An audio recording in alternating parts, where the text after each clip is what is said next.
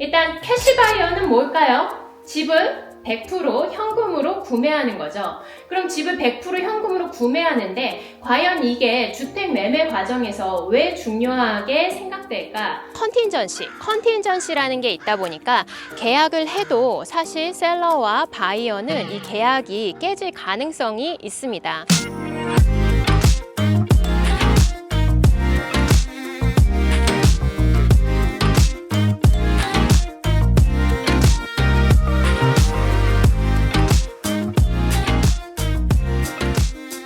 안녕하세요. 얼바인 제시입니다. 얼바인에서 사실 주택수가 많은 커뮤니티가 어디 있지? 아시나요? 얼바인에서 가장 많은 주택이 있는 동네는 바로 여기. 제가 이 호숫가에 온 이유가 있겠죠? 바로 이 호수가 위치해 있는 우드브리지입니다.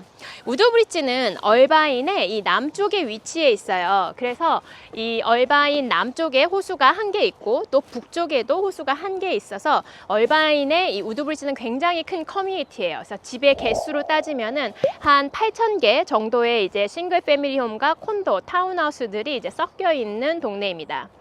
그러면 얼바인에서 두 번째로 큰 커뮤니티 동네는 어디일까요? 아시나요? 놀스우드? 맞았어요? 오, 생각했네. 역시. 맞아요. 이 얼바인 남쪽에 우드브리지가 있다면 얼바인 북쪽에는 놀스우드가 있습니다. 놀스우드에는 약 7,000개의 집이 있어요. 얼바인에서 주택수가 많은 가장 큰 커뮤니티 3위는 어디일 것 같아요? 힌트를 주면은 얼바인에서 지금 새 집이 많이 짓고 있는 곳입니다. 오차대 오차들도 새 집이 많죠. 더 많은 새 집을 짓고 있는데 포톨라 스프링스 거기 가까운 그레이파. 예, 맞아요. 그레이파크입니다. 그레이트파크는 한 6,000개의 이제 뭐 싱글홈, 콘도, 타운하우스들이 섞여 있다고 생각하시면 돼요. 그래서 얼바인에서 가장 주택수가 많은 동네는 바로 이 호수가 있는 우드브리지, 두 번째는 놀스우드, 그리고 세 번째는 새 집을 짓고 있는 그레이트파크입니다. 이 우드브리지는 큰 커뮤니티답게 여러 가지 커뮤니티 시설이 많이 있어요. 그래서 이 얼바인 모든 커뮤니티에는 사실 수영장이나 파크가 많이 있지만 이 우드브리지에는 거의 30개 가까운 크고 작은 수영장과 파크가 있고 또 이렇게 큰 호수도 북쪽에 하나 남쪽에 하나 있고 이 호수 바로 옆에는 테니스 코트가 있어요. 그래서 남쪽과 북쪽의 테니스 코트를 합치면 20개가 넘는 테니스 코트가 있습니다. 이 외에도 농구장, 배구장 그리고 아이들이 뛰놀 수 있는 여러 가지 이런 커뮤니티 시설이 많으니까 우드브리지에 사시는 분들은 계속해서 우드브리지 사시더라고요. 미국에서 주택 매매를 할 때 많이 듣는 단어 중에 하나가 바로 캐시바이어입니다. 캐시바이어, 현금으로 집을 구매한다는 거죠. 2024년 12월 오렌지 카운티의 이 부동산 매매 현황 리포트를 제가 봤는데요.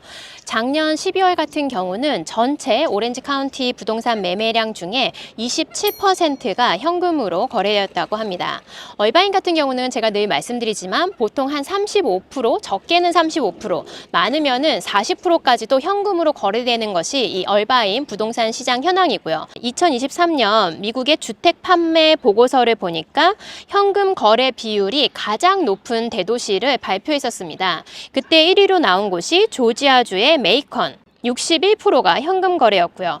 2위는 플로리다주의 네이플스, 거의 59%에 가까운 거래량이 모두 현금으로 구매되었었습니다. 마지막 3위로는 사우스캐롤라이나주의 머틀비치가 전체 부동산 매매 거래량의 56%가 현금으로 거래되었습니다.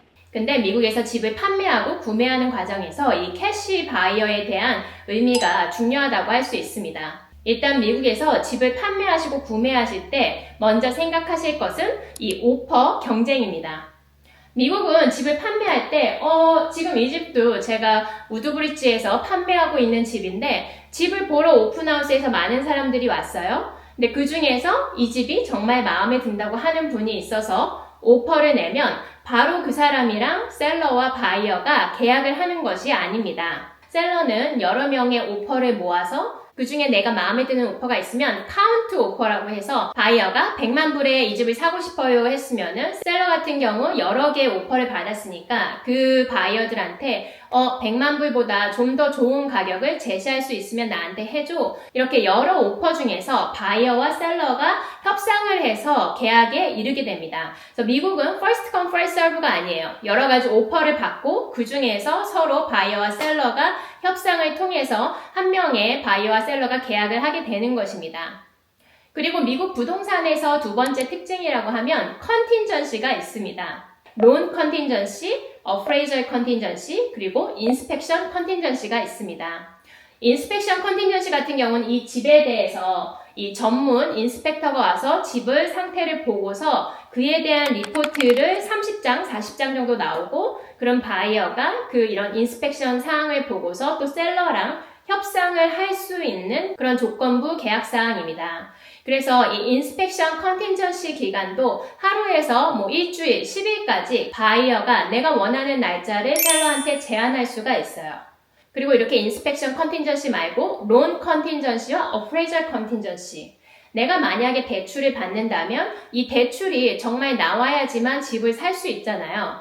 그리고 어프레이저, 집 감정가. 이 집이 100만 불에 내가 산다면 은행에서도 이 집이 100만 불의 가치가 있어야 된다고 생각을 해야 대출을 해줄 거잖아요. 이 집이 담보니까. 그렇기 때문에 이 집에 감정을 하게 됩니다. 내가 대출이 나오는지를 좀 더 대출 기간이랑 논의하고 알아보는 기간 동안을 론 컨틴전시라고 해서 보통 이것도 일주일에서 2주일 혹은 3주일까지 가는 경우도 있고요. 보통 얼바인 같은 경우 집값의 3%를 디파짓으로 계약금으로 내는데요. 이 컨틴전시 기간이 있는 동안에는 만약에 이 계약을 취소하게 되더라도 100% 이 디파짓에다 돌려받을 수 있습니다. 그래서 미국의 이 부동산 매매를 하는 과정의 특성을 생각해 보면 왜 캐시 바이어가 이제 중요한 역할을 하는지 이해할 수 있는데요. 일단은 이 컨틴전시라는 게 있다 보니까 계약을 해도 사실 셀러와 바이어는 이 계약이 깨질 가능성이 있습니다. 이 대출을 승인하는 과정이 오래 걸리기도 하고 최근에 LA에 산불이 많이 나기도 했지만 이를 제외하고도 사실 집보험을 들기가 굉장히 어렵거든요. 이런 산불이 많이 나는 지역은 더 집보험을 갱신하거나 리뉴하기 어렵고 근데 집보험을 들지 못하면 대출을 못 받는 경우가 대부분이에요. 그렇기 때문에 바이어와 셀러가 계약을 하고 에스크로에 들어갔더라도 대출을 받는 바이어라면 아무래도 이 계약이 깨질 위험성이 있는 거죠. 또 이 어프레이저 컨틴전시를 생각해 보면 이 집을 판매할 때 그 집 판매가만큼 그 감정이 나와야 되는데 만약에 감정사가 이 판매 가격보다 집의 가격을 낮게 감정하면 대출 금액 또한 줄어들어서 내가 원하는 원래 계획했던 대출을 못 받아서 그래서 계약이 취소되는 경우도 있습니다. 이 외에 클로징 날짜를 생각해도 캐시 같은 경우는 빨리 계약을 끝내려면 며칠 만에 끝날 수 있지만 대출을 받는 경우는 아무래도 30일이나 40일 좀 더 오래 걸리기 때문에 이 에스크로 기간이 길어지면 아무래도 셀러로서는 계약이 깨질 위험성이 높기 때문에 캐시 바이어를 좀 더 많은 셀러들이 집을 판매할 때 선호하는 경향이 있는 거죠. 그러면 캐시 바이어가 항상 100% 계약을 성사시킬 수 있을까요? 그렇지 않습니다. 이 외에도 생각할 부분이 많이 있어요. 예를 들어 제가 지금 판매하는 이 우드브리지 홈에도 여러 개의 오퍼가 지금 들어와 있어요. 그 중에는 캐시 오퍼도 있고 대출을 받는 바이어도 있습니다. 그러면 셀러분께서 캐시 오퍼가 있으니까 바로 캐시 오퍼랑 사인을 할까요? 그렇지 않아요. 이런 부분 말고라도 사실 집을 판매하는 입장에서 생각해야 될 것이 많이 있습니다. 앞으로 1대1로 저와 상담을 하시면 이제 어떤 부분이 캐시 바이어의 장점과 단점이고 또 대출을 받는 바이어는 어떤 장점과 단점이 있는지를 제가 알려드릴게요. 이 미국 부동산 거래는 단순히 계약서 사인하고 셀러와 바이어가 돈을 주고받고서 끝나는 게 아니라 그 과정에 에스크로도 있고 타이틀 회사도 있고 대출 회사도 있고 집 감정사, 인스펙터 정말 여러 분야의 제 서드 파티 회사들이 많이 같이 참여해서 하나의 딜을 끝내는 거거든요. 그래서 이런 모든 부분을 다 생각을 하고서 계약을 사인을 해야지 무사히 계약을 성사하고 클로징 할 때까지 잘 마무리할 수 있습니다. 그럼 오늘은 여기까지 하고 저는 다음에 또 새로운 얼바인 부동산 소식을 가지고 돌아올게요.